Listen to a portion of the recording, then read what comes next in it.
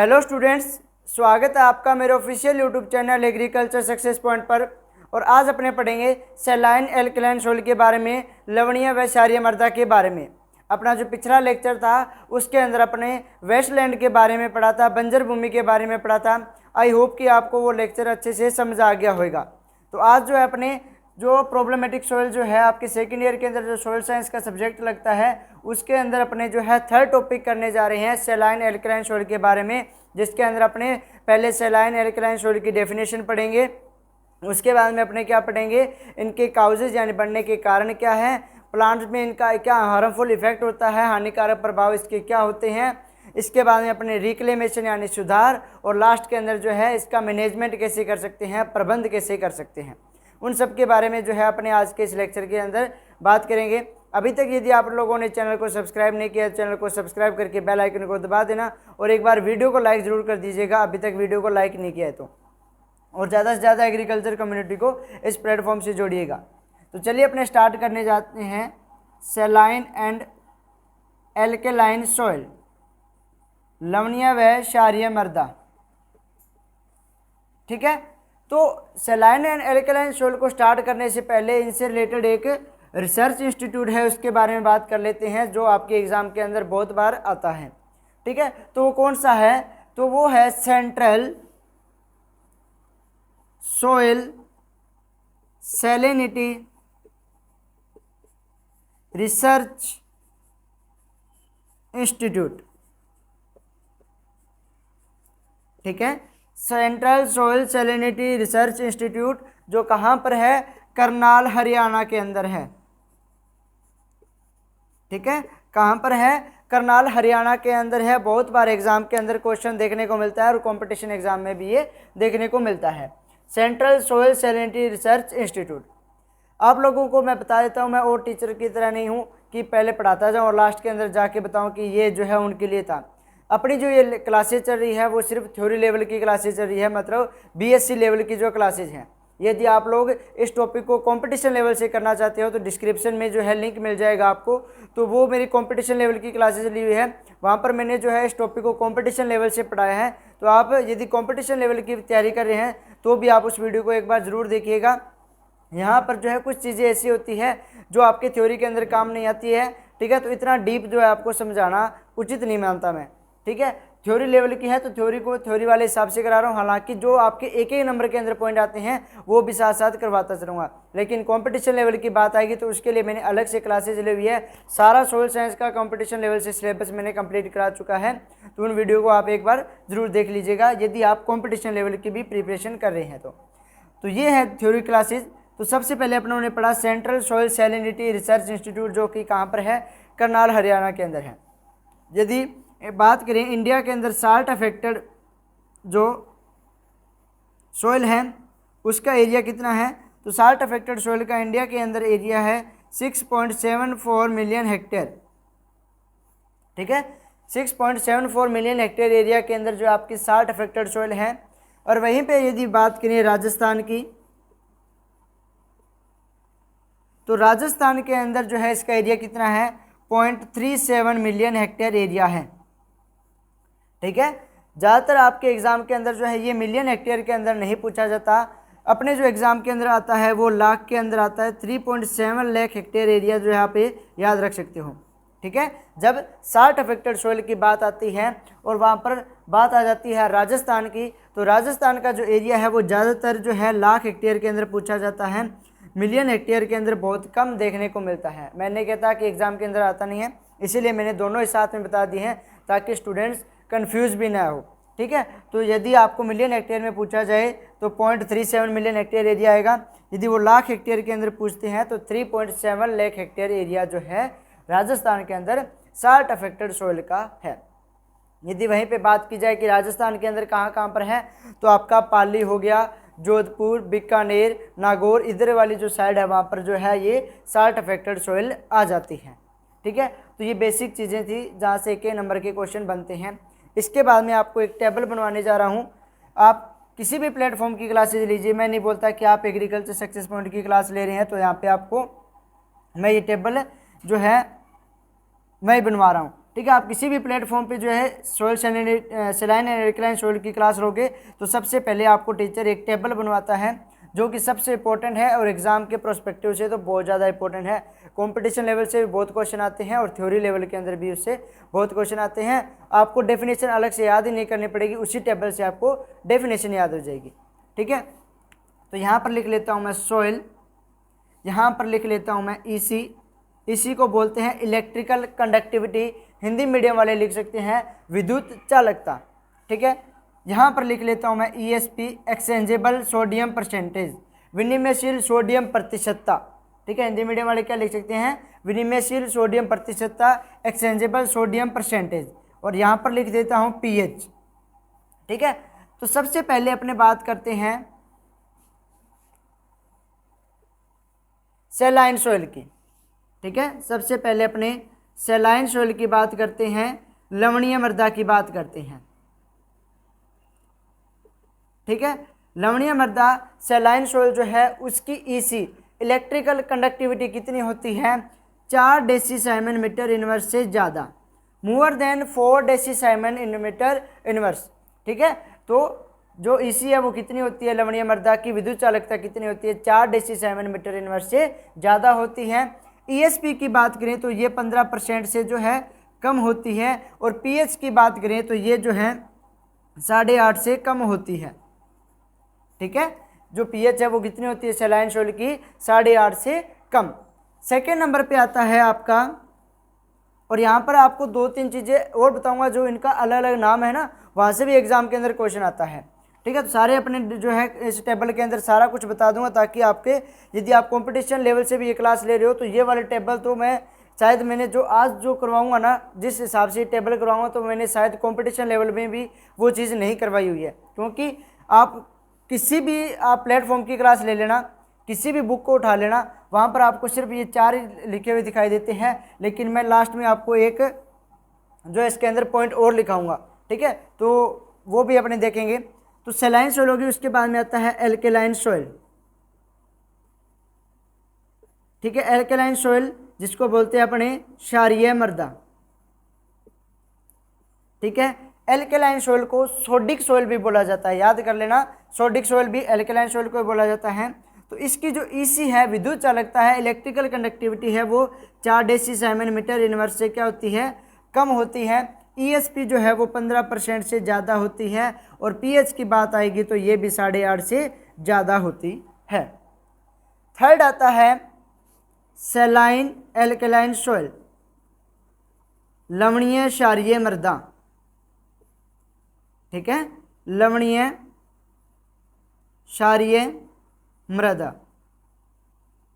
ठीक है, saline alkaline soil, तो इसकी जो EC ESP और pH ये तीनों ही चीज़ें क्या होती है, ज़्यादा होती है। मतलब इसकी जो EC होगी वो भी 4 डेसीसाइमन मीटर इनवर्स से क्या होगी, ज़्यादा। इसकी जो ESP है वो भी क्या होगी, 15% से ज़्यादा, और जो pH है वो भी क्या होती है, 8.5 से ज़्यादा होती है। आई होप कि आपको ये टेबल अच्छे तरीके से समझ आ गई होगी। इलेक्ट्रिकल कंडक्टिविटी, ESP और pH। लवणीय मृदा की इलेक्ट्रिकल कंडक्टिविटी 4 से ज़्यादा, ESP 15% से कम, pH 8.5 से कम।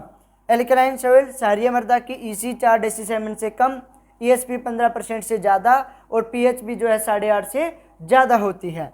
वहीं पे सैलाइन एल्कलाइन सोइल की बात करें, लवणीय क्षारीय मृदा की बात करें तो EC इसकी जो है 4 डेसीसाइमन मीटर इनवर्स से कम होती है। ESP की बात करें तो 15% से, सॉरी यहाँ पे 4 डेसीसाइमन मीटर इनवर्स से ज़्यादा, ESP है वो 15% से ज़्यादा, और pH जो है वो भी 8.5 से ज़्यादा होती है। समझ आ गया कंसेप्ट। लास्ट में मैंने बोला था कि मैं इसके अंदर एक पॉइंट और ऐड करने जा रहा हूँ, वो है SAR, सोडियम एब्जॉर्प्शन रेशो।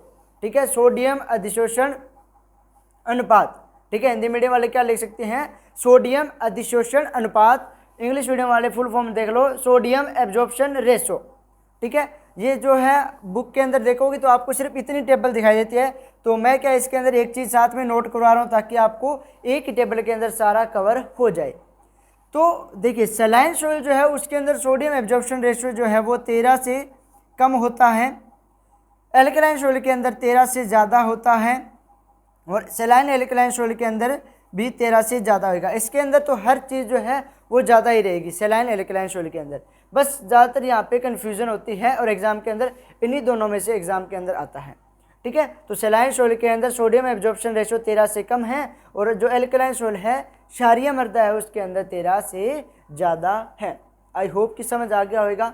अब देखिए, जो सेलाइन सॉइल होती है, लवणीय मृदा होती है, इसके अंदर क्या होते हैं, क्लोराइड और सल्फेट होते हैं।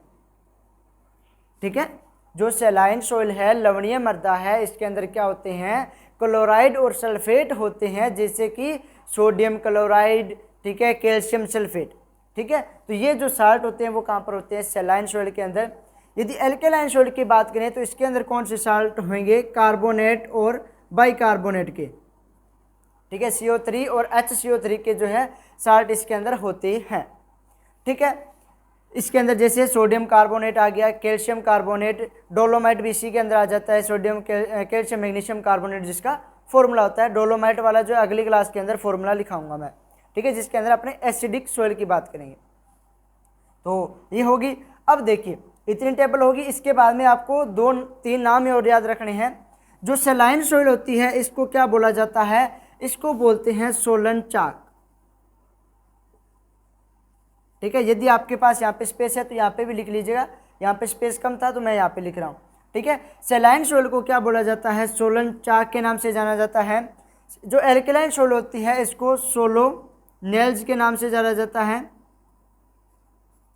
ठीक है, सोलो नेल्स के नाम से जो है क्षारीय मृदा को जाना जाता है।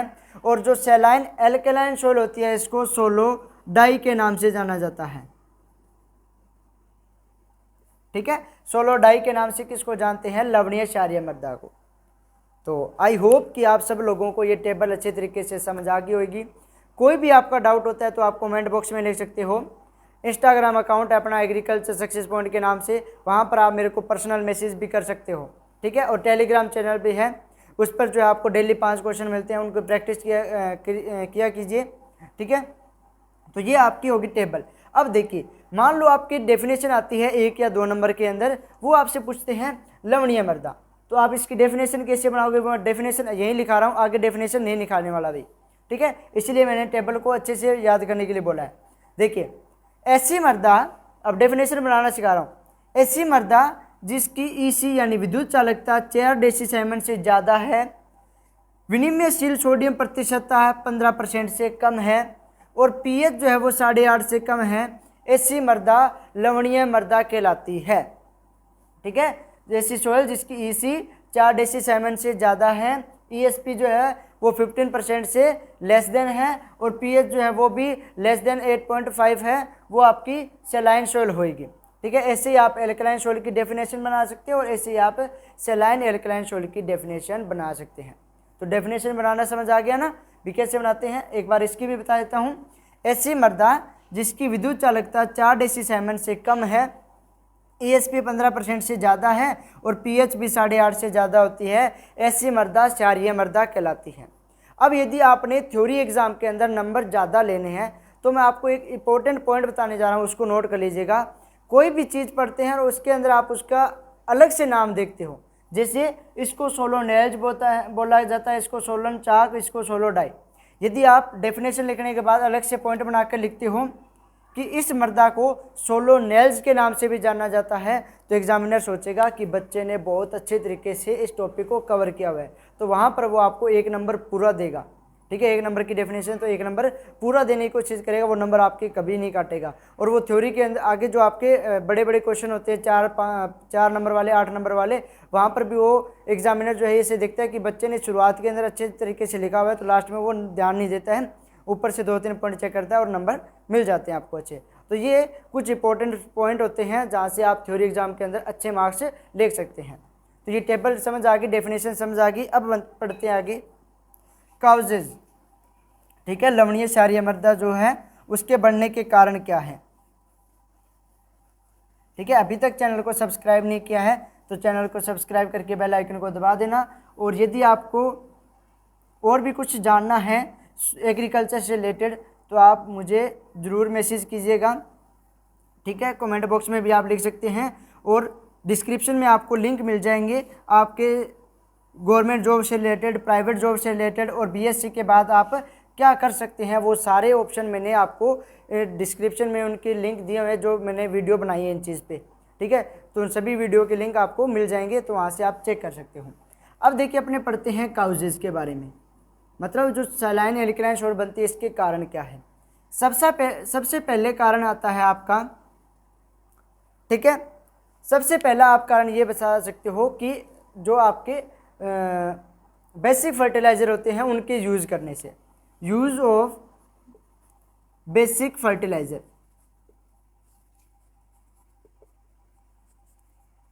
ठीक है, यूज़ ऑफ बेसिक फर्टिलाइज़र मतलब क्षारीय उर्वरकों का उपयोग करोगे तो उनसे कौन से मृदा बनेगी, क्षारीय मृदा ही बनेगी, ठीक है। बेसिक फर्टिलाइज़र कौन से होते हैं, जितने भी नाइट्रेट वाले फर्टिलाइज़र हैं वो सारे के सारे कौन से होते हैं भाई, बेसिक नेचर के होते हैं, और जो अमोनिकल वाले होते हैं वो कौन से नेचर के होते हैं, वो सारे आपके एसिडिक नेचर के होते हैं।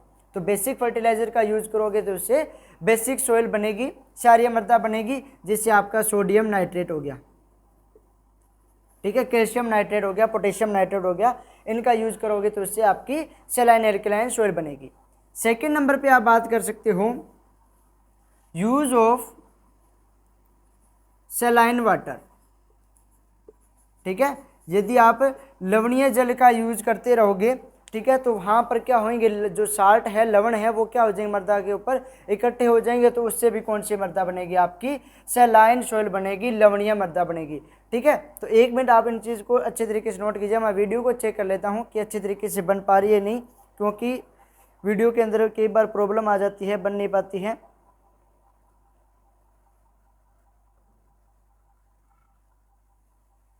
ओके, डन है, ठीक है। तो ये 2 पॉइंट हो गए। इसके बाद में आप थर्ड पॉइंट जो सबसे इम्पोर्टेंट है वो है क्लाइमेट, ठीक है। क्लाइमेट जैसे यदि वहाँ का क्लाइमेट एरिड या सेमी एरिड है, एरिड एंड सेमी एरिड, शुष्क और अर्ध शुष्क, हिंदी में बोलते हैं शुष्क और अर्ध शुष्क, ठीक है। यदि वहाँ का क्लाइमेट यानी जलवायु है वो शुष्क और अर्ध शुष्क है, तो वहाँ पर क्या होंगे, साल्ट घुलकर नीचे नहीं जा पाएंगे, वो ऊपर ही रहेंगे। शुष्क मतलब वहाँ पर क्या है, मॉइस्चर कम है, मॉइस्चर कम होएगा तो लवण घुलकर नीचे नहीं जा पाएंगे, वो ऊपर की लेयर में बने रहेंगे, और वो उससे कौन सी बन जाएगी, आपकी सलाइन एल्कलाइन सोइल बन जाएगी। फोर्थ नंबर पे आता है हाई वाटर लेवल,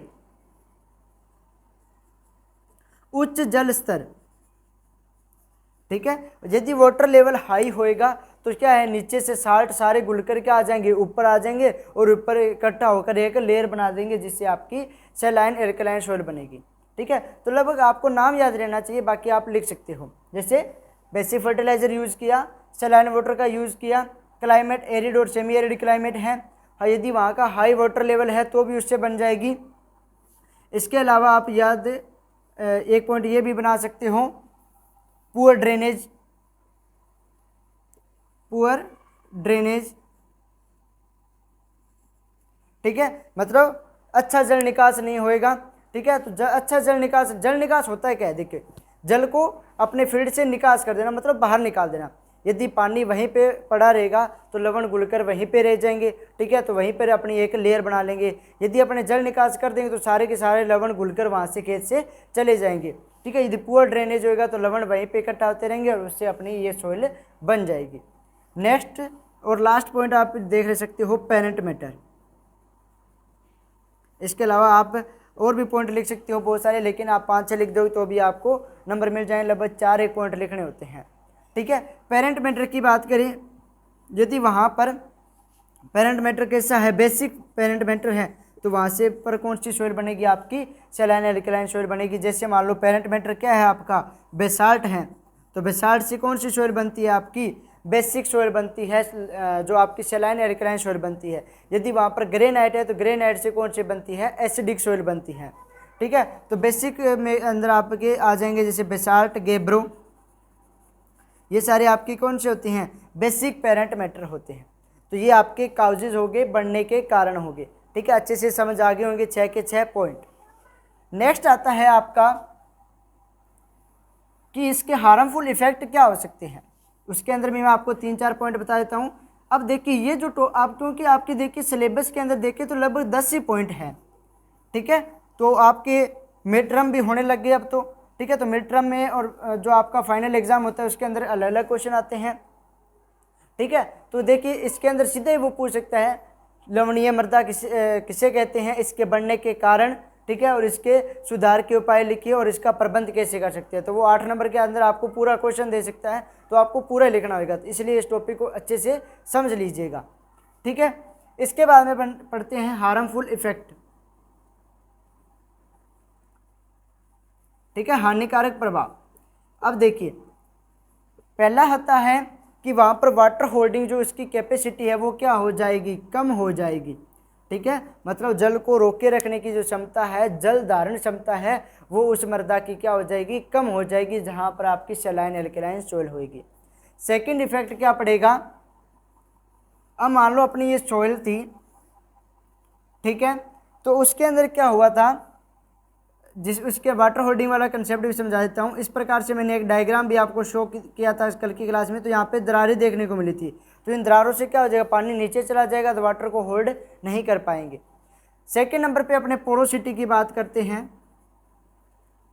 तो सोइल क्या होगी, यहाँ से कॉम्पैक्ट होनी स्टार्ट हो जाएगी, ठीक है। मतलब जहाँ पर पोर स्पेस था वहाँ पर साल्ट आके फंस जाएंगे, ठीक है। तो जो पोरोसिटी थी वो क्या हो जाएगी, उसकी कम हो जाएगी, मतलब उसके अंदर वायु संचार कम होएगा। वायु संचार कम होएगा तो पौधा अपनी जो है वृद्धि पूर्ण रूप से नहीं कर पाएगा, ठीक है। 2 प्रभाव हो गए। तीसरा प्रभाव है कार्बोनेट यौगिक,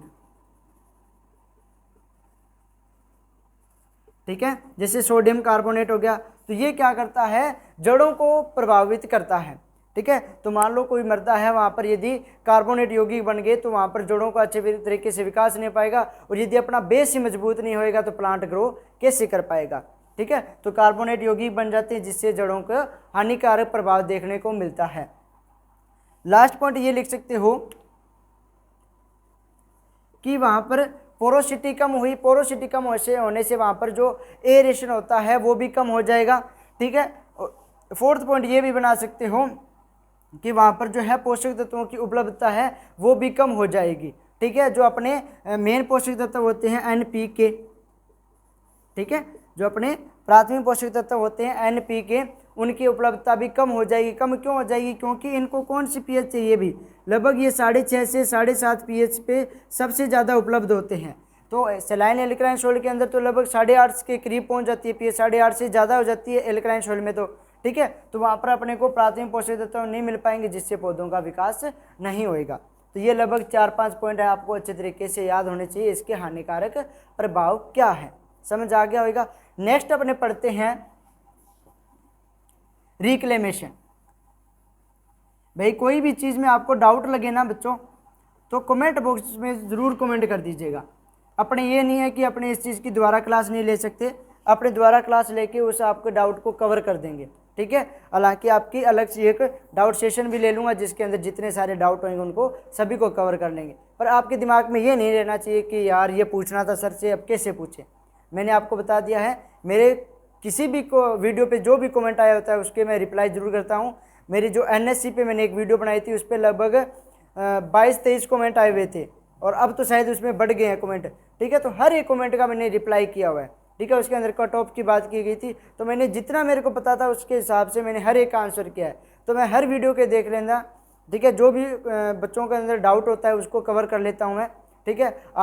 मैंने बोला है कि आप इंस्टाग्राम अकाउंट पर भी मुझे मैसेज कर सकते हैं, ठीक है। अपना एग्रीकल्चर सक्सेस पॉइंट का अलग से बनाया है, मेरे पर्सनल अकाउंट अलग है, एग्रीकल्चर सक्सेस पॉइंट का अलग से अकाउंट बनाया हुआ है, ठीक है। इसके बाद में अपने बात करते हैं रिक्लेमेशन की। सुधार, रिक्लेमेशन क्या होता है, सुधार। मतलब अब अपनी सोइल जो है, मिट्टी जो है, उसके अंदर लवण आ गए, अब उसको सुधारे कैसे। जो अपने आगे पढ़ेंगे मैनेजमेंट, प्रबंध, मतलब लवणों को आने से कैसे रोक सकते हैं, ठीक है। तो वो चीज़ें हैं। तो रिक्लेमेशन के अंदर सबसे पहला आता है, रिक्लेमेशन की 3 मेथड है। पहला आता है फिजिकल मेथड, ठीक है। फिजिकल मेथड के अंदर सबसे पहले अपने ले सकते हैं लीचिंग। सबसे बेस्ट मेथड है सलाइन सॉइल के रिक्लेमेशन के लिए, लवणीय मृदा के सुधार के लिए जो निक्षालन है वो सबसे उचित उपाय है। लीचिंग के अंदर क्या होते हैं कि लवणों को घोलकर पानी के साथ निचले संस्तरों में जो है भेज दिया जाता है, तो अपने ऊपर वाली मृदा के अंदर क्या लवण नहीं रहेंगे। तो लीचिंग का मतलब ही क्या होता है, लवणों का घुलकर मृदा में जड़ स्तर से नीचे चले जाना ही निक्षालन कहलाता है। और निक्षालन स्तर मैंने आपको अच्छे तरीके से कराया है कि लीचिंग हॉरिजॉन कौन सा होता है, एक्यूमुलेशन हॉरिजॉन कौन सा होता है। तो लीचिंग जो है सबसे ज़्यादा कहाँ पर होती है, ई हॉरिजॉन के अंदर होती है, और ये लीच्ड हुए जो साल्ट्स है वो कहाँ पर जाके एक्यूमुलेट होते हैं, तो बी हॉरिजॉन के अंदर ये एक्यूमुलेट होते हैं। ठीक है, लीचिंग के अंदर आप एक याद रख सकते हो LR, लीचिंग रिक्वायरमेंट। बहुत कम टीचर बता पाती तो क्या है, बताते हैं, क्योंकि थ्योरी क्लास के अंदर ये बहुत कम पूछा जाता है, लेकिन मैं बता देता हूँ। लीचिंग रिक्वायरमेंट के अंदर क्या होता है कि किसी भी मृदा के अंदर क्षारों को, ठीक है, किसी भी मृदा के अंदर क्षारों को जड़ स्तर के नीचे तक, ठीक है, जड़ स्तर के निचले स्तर तक घोलकर ले जाने के लिए जितनी मात्रा में पानी की आवश्यकता होती है उसी को लीचिंग रिक्वायरमेंट बोलते हैं। अमाउंट ऑफ वाटर, ठीक है, amount of water for salt reclamation, ठीक है, salt reclamation in root zone of soil, it is called LR, ठीक है, मतलब जितनी अमाउंट में उसके वाटर की आवश्यकता है, ठीक है। और लीचिंग रिक्वायरमेंट को हिंदी में क्या बोलते हैं, निक्षालन आवश्यकता, ठीक है। तो इसका एक फॉर्मूला भी होता है LR का, वो क्या होता है, ECI/ECD, ठीक है।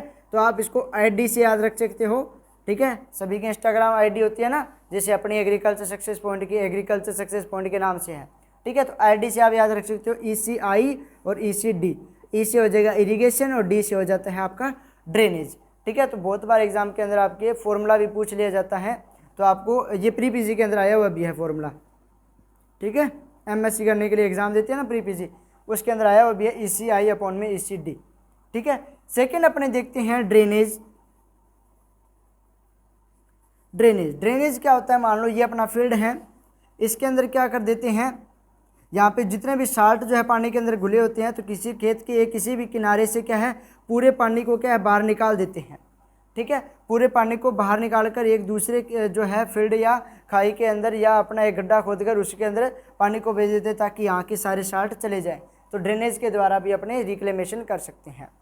थर्ड आता है आपका स्क्रैपिंग। स्क्रैपिंग यानी खुरचना। तो इसके अंदर क्या लगभग टॉप 1 to 2 सेंटीमीटर ऊपर की 1 से 2 सेंटीमीटर मृदा को खुरपी या फावड़े की सहायता से खुरचकर ऊपर के जितने साल्ट होते हैं उनको क्या कर लिया जाता है, खेत से बाहर कर दिया जाता है, ठीक है। इसके बाद में अपने फ्लडिंग लिख सकते हैं,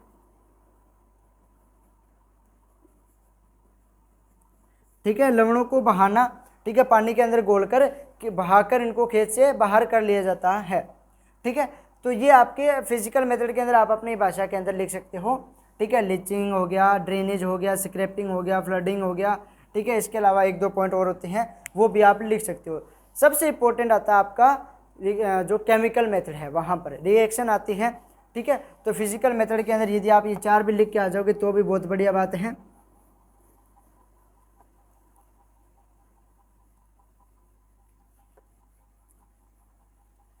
ठीक है। इस चीज़ को याद रख लेना, ड्रेनेज वगैरह को, लीचिंग को, ठीक है। और इसके अलावा जो अभी मैंने आपको बताया था फ्लडिंग हो गया, स्क्रैपिंग हो गया, ये चीज़ें। इसके बाद में फिजिकल के बाद में आता है सेकेंड नंबर पे केमिकल मेथड। कौन सा आता है भाई, केमिकल मेथड। केमिकल मेथड के अंदर क्या होता है, सबसे पहले अपने बात करते हैं जिप्सम की,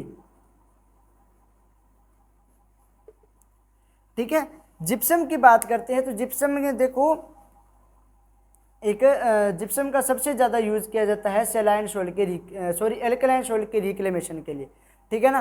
तो जिप्सम के सबसे पहले अपने इसके अंदर बात करते हैं इसके फॉर्मूले की, तो CaSO4.2H2 होता है, CaSO4.2H2 इसका फॉर्मूला होता है। तो आपके एग्जाम के अंदर 1 नंबर में इसका फॉर्मूला भी पूछा जाता है कि जिप्सम का फॉर्मूला क्या है, तो CaSO4.2H2। जिप्सम के अंदर यदि कैल्शियम की बात करें तो जिप्सम में कैल्शियम होता है लगभग 23%, लगभग 23% कैल्शियम होता है। और सल्फ़र की बात करें तो लगभग 18% जो है वो सल्फ़र होता है, ठीक है। और वाटर की बात करें, H2O की बात करें तो लगभग 21% क्या होता है, पानी होता है, ठीक है। तो ये जिप्सम के अंदर आपको अमाउंट याद रखनी है, एग्जाम के अंदर पूछी जाती है। फॉर्मूला हो गया, अमाउंट होगी, ठीक है। अब देखो इसकी रिएक्शन पूछी जाती है, तो जिप्सम की रिएक्शन क्या लिखेंगे। मान लो अपनी ये सोइल थी, उसके अंदर क्या थे, सोडियम के, मान लो ये अपने पास कोई लिक्विड है या कोई सॉल्यूशन है, तो सॉल्यूशन के अंदर क्या था, सोडियम कार्बोनेट बैठा था, अपनों ने इसके अंदर जिप्सम डाल दिया, ठीक है। तो जिप्सम डालने पर इसमें क्या हुआ कि इस कैल्शियम ने इस कार्बोनेट के साथ एक अलग जो है प्रोडक्ट बना लिया, और ये सोडियम और सल्फेट मिलकर इन्होंने अपना एक अलग बना लिया, ठीक है। तो ये क्या बन जाएगा, फिर जो अपनी सोइल थी वहाँ पर तो आ जाता है आपका कैल्शियम कार्बोनेट बन जाता है, और जो आपका रहता है सोडियम सल्फेट, ठीक है, Na2SO4 जो होता है वो क्या हो जाता है, लीचिंग हो जाता है, इसका निक्षालन हो जाता है, ये निचले संस्तरों में चला जाता है। दूसरी भाषा में देखें तो मान लो ये अपनी सोइल थी, सोइल पे क्या लगे हुए थे, सोडियम लगे हुए थे, अपनों ने इसमें क्या डाल दिया, अभी जिप्सम डाल दिया। जिप्सम डालने पर कैल्शियम ने क्या कर दिया, सोडियम को विस्थापित कर दिया, यहाँ से भाग जा, ठीक है, इसको हटा दिया। तो सोइल पे अब कौन राज करेगा, सोइल पे राज करेगा कैल्शियम, ठीक है, और यहाँ पर जो सोडियम सल्फेट था वो लीचिंग हो जाएगा, ठीक है। तो ये इसकी दो रिएक्शन है, अच्छे तरीके से इनको नोट कर लेना। अब जो है जिप्सम के अंदर सबसे इम्पोर्टेंट एक चीज़ और आती है, वो आती है जिप्सम रिक्वायरमेंट। अभी जैसे लीचिंग रिक्वायरमेंट पता था, वैसे ही एक जिप्सम रिक्वायरमेंट आती है, लेकिन उससे पहले पढ़ने से पहले आप एक चीज़ और नोट कर लीजिए, लगभग 12 से 15 टन, ठीक है, पर हेक्टेयर जो है जिप्सम की आवश्यकता होती है। लगभग 12 से 15 टन जो है पर हेक्टेयर जिप्सम की रिक्वायरमेंट होती है इनके रिक्लेमेशन के लिए। तो ठीक है, अपने पढ़ने जा रहे हैं जिप्सम रिक्वायरमेंट। जिप्सम रिक्वायरमेंट जैसे अभी लीचिंग रिक्वायरमेंट क्या थी कि जो साल्ट्स हैं उनको पानी के अंदर घोलकर वाटर सोल्यूबल करके उनको बाहर निकालने के लिए जितने अमाउंट में अपने को वाटर चाहिए, ऐसी जिप्सम रिक्वायरमेंट क्या है, amount of gypsum required for reclamation of sodic soil it is called gypsum requirement, ठीक है। Amount of gypsum required for reclamation of saline soil it is called gypsum requirement, ठीक है। लवणीय gypsum requirement के अंदर आप ये हिंदी मीडियम वाले लिख सकते हैं, जिप्सम की वह मात्रा जिसके द्वारा मृदा में लवणों को विस्थापित कर दिया जाता है, ठीक है। जिप्सम की वह आवश्यकता या जिप्सम की वह मात्रा जिसके द्वारा किसी मृदा के लवणों को जो है सुधारा जा सकता है, वह उसकी जिप्सम आवश्यकता होती है। विनिमयशील सोडियम को एक निम्नतम स्तर तक ले जाना, ठीक है, कम से कम कर देना, ठीक है, कम से कम करने के लिए जितनी मात्रा में अपने को जिप्सम की आवश्यकता होती है वो उसकी जिप्सम आवश्यकता कहलाती है, ठीक है। मृदा में विनिमयशील सोडियम को एक निम्न स्तर तक ले जाने के लिए जितनी मात्रा में जिप्सम की आवश्यकता होती है वह जिप्सम आवश्यकता कहलाती है। तो इसका फॉर्मूला भी आपको याद रखना है। इसका फॉर्मूला क्या होता है, ESP initial minus ESP final, ठीक है। इनिशियल का मतलब प्रारंभिक, इसका मतलब अंतिम, अपॉन में 100 into CEC cation exchange capacity, ठीक है। तो जिप्सम रिक्वायरमेंट का फॉर्मूला आपको याद रहना चाहिए, ESP initial minus ESP final upon में 100 इंटू CEC, ठीक है। जो जिप्सम रिक्वायरमेंट है वो किसने दिया था, तो वो दिया था स्कोनोवर ने, ठीक है। ये भी आप नोट कर सकते हो, कई बार एग्जाम में पूछ लिया जाए। तो जिप्सम रिक्वायरमेंट किसने दिया था, स्कोनोवर ने दिया था। तो ये होगी जिप्सम की बात। सेकंड, इसके अंदर रिक्लेमेशन के लिए यूज़ करते हैं अपने, मैं इसके अंदर आपको 3 रिएक्शन लिखाऊंगा, एक जिप्सम की लिखा दी, पायराइट की और एक सल्फर की। तो केमिकल मेथड के अंदर सेकंड अपने यूज करते हैं पायराइट का। तो पायराइट का फॉर्मूला क्या होता है भाई, पायराइट का फॉर्मूला होता है FeS2, क्या होता है FeS2, ठीक है। जो आपका पायराइट है इसके अंदर फेरस और सल्फर कितना होता है, तो फेरस होता है आपका 20 से 22% और जो आपका सल्फर होता है वो 22 से 23% होता है, ठीक है। फेरस कितना होता है 20 से 22% और सल्फर कितना होता है 22 से 23% होता है किसमें, पायराइट के अंदर। पायराइट का फॉर्मूला बहुत बार पूछा जाता है, कई बार एग्जामिनर कन्फ्यूज करने के लिए आपको देते हैं Fe2S, ठीक है। तो याद रखना है जिप्सम का फॉर्मूला क्या होता है FeS2, ठीक है। अब इसकी रिएक्शन की बात करें तो अपनों ने क्या डाला, FeS2 डाला, पायराइट डाला, ठीक है। तो ये क्या हुआ, इसने ऑक्सीजन के साथ रिएक्शन की, ये क्या हो गया, ऑक्सीडाइज्ड हो गया, ऑक्सीकरण हो गया इसका। तो ये क्या बन गया, FeO प्लस SO2। रुको रुको, सही है ना, क्योंकि बैलेंस भी कर देता हूँ ना साथ साथ में, आपको दिक्कत है। फेरस एक है, इधर भी एक है, इधर ऑक्सीजन 2 और इधर हो गए 2 और 1 3। तो यहाँ पे लिख लेते हैं अपने SO3 बनाना पड़ेगा, है ना, ठीक है। ये हो गया FeS2 प्लस O2। अब देखो ये जो SO3 होता है ये क्या करता है, H2O के साथ रिएक्शन कर लेता है, तो ये क्या बना लेता है, H2SO4, होगी ना बैलेंस, 3 और 1 4, इधर 2 लिखना होगा, ठीक है। तो ये आपकी बैलेंस भी होगी साथ साथ में, ठीक है। तो ये SO3 था, इसने H2O के साथ रिएक्शन की, तो क्या हो गया, H2SO4। यहाँ पे देखो ऑक्सीजन 4 है, यहाँ पर 3 और 1 4 हो गए, ठीक है। अब ये H2SO4 क्या करेगा, सल्फ्यूरिक अम्ल बन गया, ठीक है। तो सल्फ्यूरिक अम्ल बनने के बाद में क्या होगा, ये कैल्शियम सल्फेट के साथ रिएक्शन करेगा, सॉरी कैल्शियम कार्बोनेट के साथ, CaCO3 के साथ। तो ये क्या बना लेगा भाई, कैल्शियम सल्फेट बना लेगा, H2O और CO2 अलग निकल जाएगी। कई बार इसको H2CO3 भी लिख दिया जाता है, ठीक है। बाद में आगे जाके इसका प्रोडक्ट क्या बन जाता है, H2 और CO2 बन जाता है, ठीक है। अब ये कैल्शियम सल्फेट क्या करेगा, जो सोडियम कार्बोनेट होता है उसके साथ रिएक्शन करेगा और इसको क्या बना देगा, खुद तो आप कैल्शियम कार्बोनेट बन जाएगा और सोडियम सल्फेट बनाकर उसको क्या कर देगा, लीस्ट कर देगा, ठीक है। ये होगी पायराइट की इक्वेशन। यदि वहीं पे यदि अपने देखें सोइल के अंदर, तो सोइल के अंदर जो अभी जिप्सम के अंदर लिखी थी वही सेम इक्वेशन आ जाएगी कि यहाँ पे सोडियम था, कैल्शियम सल्फेट डाला, ठीक है। तो इससे क्या बन गया, सोइल के अंदर कैल्शियम आ गया और ये Na2SO4 क्या हो गया, लीस्ड हो गया, ठीक है, इसका निक्षालन हो गया। तो ये होगी आपकी पायराइट की जो है रिएक्शन, ठीक है। अच्छे तरीके से समझ लेना इसको। FeS2 था, ऑक्सीजन के साथ रिएक्शन की, तो FeO प्लस SO3 बन गया। उसके बाद में ये सारी रिएक्शन आपको याद करनी है। पायराइट जो है उसका सूत्र, इसके अंदर क्या क्या कितना % होता है। आई होप कि आपको अच्छे तरीके से समझ आ गया होगा। थर्ड आता है सल्फर। सल्फर की यहाँ से सेम ही हो जाएगी, ठीक है, क्योंकि जहाँ से इसके अंदर सल्फर आया है। थर्ड आता है अपना सल्फर, ठीक है। तो सल्फर के अंदर भी अपने सबसे इंपॉर्टेंट चीज़ है, सल्फर के ऑक्सीकरण के लिए कौन से बैक्टीरिया रेस्पॉन्सिबल होते हैं, तो थायोबैसिलस बैक्टीरिया, ठीक है। सल्फर के ऑक्सीकरण के लिए, ठीक है, उसके ऑक्सीडेशन के लिए कौन से बैक्टीरिया या जीवाणु रेस्पॉन्सिबल होते हैं, तो थायोबैसिलस जीवाणु, थायोबैसिलस बैक्टीरिया जो है वो रेस्पॉन्सिबल होते हैं, ठीक है। तो इसको अलग से पॉइंट बनाकर नोट कर लीजिएगा। अब इसकी रिएक्शन की बात करें तो सल्फर था, इसने 3O2 के साथ रिएक्शन की, तो इसने बना लिया SO3।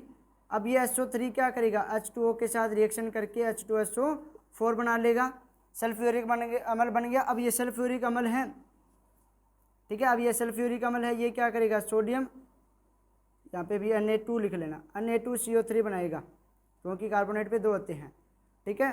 तो Na2CO3 बनाएगा, Na2CO3 प्लस H2SO4, ये क्या बन गया आगे, यहाँ पर NaSO4 2 बन जाएगा, ठीक है। Na2SO4 ये लिस्ट हो जाएगा और बाद में यहाँ पर जो है सोइल के अंदर जो सोडियम था वहाँ पर क्या आ जाएगा, आपका हाइड्रोजन आ जाएगा, ठीक है। तो ये अच्छे तरीके से रिएक्शन आपको समझ आ गई होगी। ये हो गया आपके केमिकल मेथड। इसके बाद में लास्ट बायोलॉजिकल आते हैं। बायोलॉजिकल के अंदर आपको सिर्फ नाम पढ़ने हैं, बस अब 5 मिनट का अपना टॉपिक रह गया है।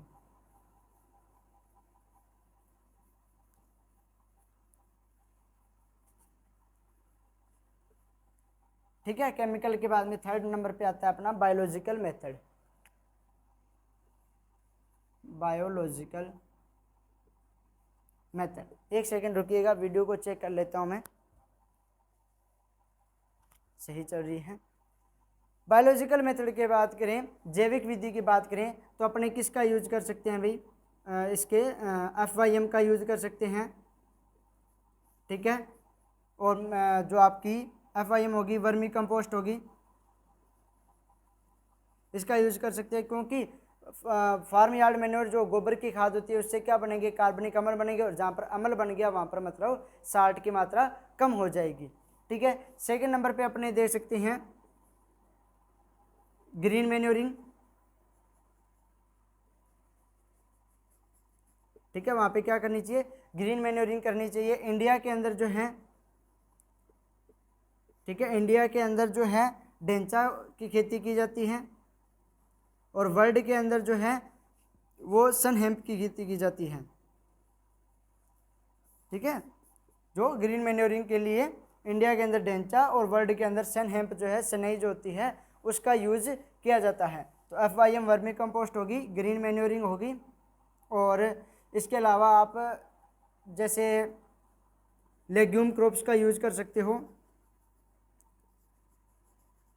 ठीक है, लेग्यूम क्रॉप्स का यूज कर सकते हो। तो ये आपके बायोलॉजिकल मेथड के अंदर आ सकते हैं। इसके अलावा आप कंटाली जो वीड होता है, ठीक है, कंटाली जो खरपतवार होता है उसका यूज कर सकते हो, क्योंकि वो क्या करता है, एसिड प्रोड्यूस करता है, जिससे वहाँ पर जो सेलाइन और एल्केलाइन के जो साल्ट होते हैं वो कम हो जाते हैं।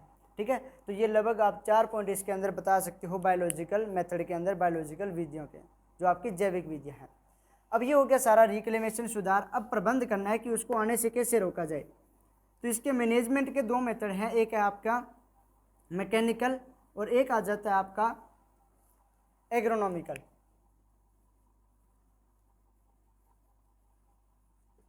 ठीक है, मैनेजमेंट यानी प्रबंध कैसे करेंगे, तो एक आ जाता है आपका मैकेनिकल। ठीक है, मैकेनिकल के अंदर अपने क्या कर सकते हैं, जैसे लीचिंग। ठीक है, मतलब समय समय पर क्या है वहाँ पर पानी देते रहना चाहिए। ठीक है, ताकि वहाँ पर क्या है साल्ट वगैरह जितने थोड़े बहुत भी हो वो नीचे चले जाए, वहाँ पर साल्ट के इकट्ठा नहीं हो। तो लीचिंग भी एक बेस्ट मेथड होता है। सेकंड है इम्प्रूव ड्रेनेज।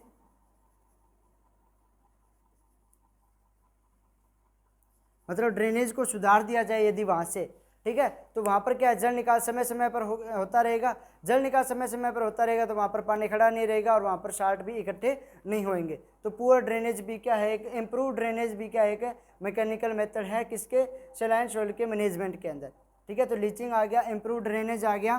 थर्ड इसके अंदर जो है आप बता सकते हो प्लांटिंग मेथड, सॉरी प्लोविंग मेथड। प्लोविंग करनी चाहिए। प्लोविंग क्यों करनी चाहिए, क्योंकि देखो डीप प्लो, अब अपने क्या है ऊपर ऊपर से प्लोविंग करते रहेंगे तो वो साल्ट क्या है वहीं पर जो है रहते रहेंगे। ठीक है, जब अपने डीप प्लोविंग करेंगे तो ऊपर वाली मृदा नीचे चली जाएगी, नीचे वाली क्या आ जाएगी, ऊपर आ जाएगी। तो ये भी एक मेथड होता है प्लोविंग वाला। ठीक है, और जो मैंने मैनेज रिक्लेमेशन के अंदर फिजिकल मेथड था उसके अंदर मैंने बोला था कि आप 1-2 पॉइंट और भी ले सकते हो। तो आप उसके अंदर ये ट्रेंचिंग वाला पॉइंट भी बना सकते हो कि ये मान लो अपना कोई फील्ड है, अब यहाँ वाली मिट्टी थी इसको अपने बॉर्डर पे लगा दिया, अब यहाँ पे जो मिट्टी थी इसके जो साल्ट थे वो इस खाई के अंदर डाल दिए। ठीक है, और यहाँ की साफ मिट्टी को इसके ऊपर डाल दिया। इस प्रकार से करते जाते हैं तो यहाँ पर जितने भी साल्ट थे वो सारे सोइल के अंदर निचले संस्तर में चले जाते हैं। ठीक है, तो ट्रेंचिंग पॉइंट भी आप उसके अंदर बना के लिख सकते हो। तो लगभग ये 3 पॉइंट है मैकेनिकल मैनेजमेंट में। लीचिंग हो गया, इंप्रूव ड्रेनेज हो गया, प्लोविंग हो गया। डीप प्लोविंग करनी चाहिए ताकि वहाँ के ऊपर के साल्ट जो है वो नीचे चले जाए। अब लास्ट आता है आपका एग्रोनॉमिकल मैनेजमेंट। उसके अंदर भी मैं आपको 3-4 पॉइंट बताऊंगा।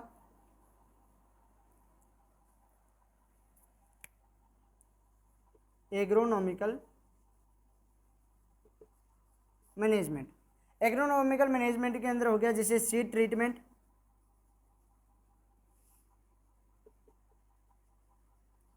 ठीक है, सीड का क्या है ट्रीटमेंट करना चाहिए ताकि वहाँ पर प्रोडक्शन अपने को ज़्यादा से ज़्यादा मिल सके और वहाँ पर जो है जो जितने भी माइक्रो ऑर्गेनिज्म है उनकी ग्रोथ अच्छे तरीके से हो सके। ठीक है, तो वो भी एक प्रबंध हो सकता है ताकि वहाँ पर यदि फसल जो है वो अच्छी ग्रोथ करती रहेगी तो वहाँ पर साल्ट जो है वो भी क्योंकि जो अपनी सीड ट्रीटमेंट अच्छे तरीके से किया होगा तो प्लांट ग्रोथ अच्छा करेगा तो वो वहाँ से न्यूट्रिएंट भी ज़्यादा ले पाएगा। तो वहाँ पर क्या है कि जितने भी साल्ट वगैरह हैं उनकी जो कमी रहेगी। ठीक है, सेकेंड अपने बना सकते हैं जैसे सेकेंड पॉइंट इसके अंदर आप लिख सकते हो, अभी आया था, हाँ, रेजिस्टेंस वेराइटीज़ या रेजिस्टेंट क्रॉप। ठीक है, साल्ट रेजिस्टेंट क्रॉप जो है वो लगानी चाहिए ताकि जो है लवण पर यदि वहाँ पर अपने लवण भी है तो भी अपना क्या है कोई प्रोडक्शन पे इफेक्ट नहीं पड़ना चाहिए। तो रेजिस्टेंस क्रॉप भी इसका एक मैनेजमेंट है। थर्ड नंबर पे आप बता सकते हो क्रॉप रोटेशन।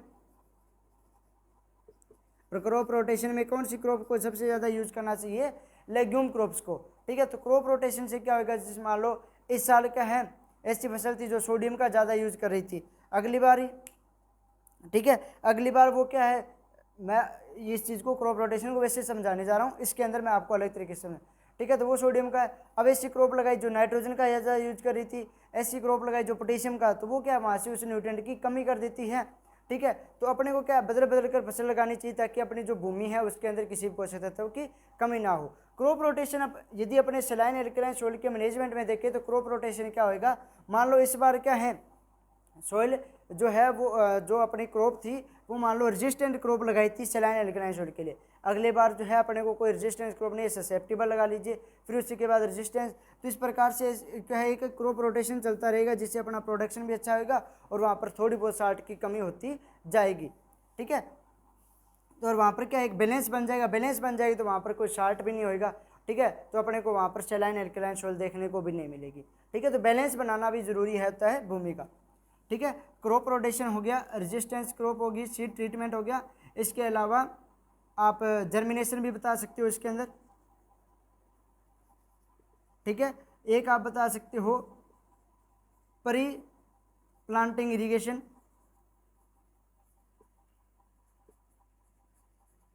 इसको प्री जर्मिनेशन इरिगेशन भी बोला जाता है।